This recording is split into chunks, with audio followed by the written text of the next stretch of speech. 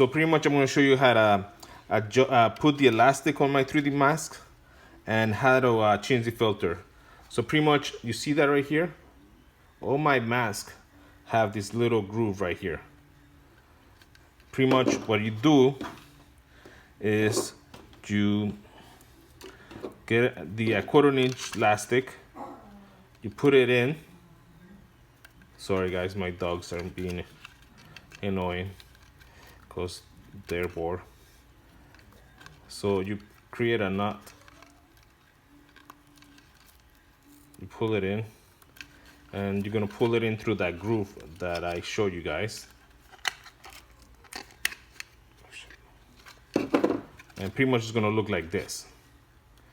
And if the elastic is too long, you pull it out, you make another knot, and you do the same thing. You try to do it on both sides so it stays in place. So when it comes to the filters, the mask gonna come with their own filter. This is the material used in a lot of air conditionings, and pretty much the way it works is you put the material, you put that and you push. You try to center it, so make sure that it's pretty much airtight.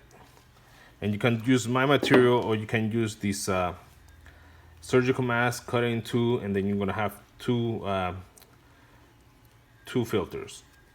Or you can use your own filter medium. You can use a cotton fabric. You can use, some people are using dish towels. So that's pretty much it, guys.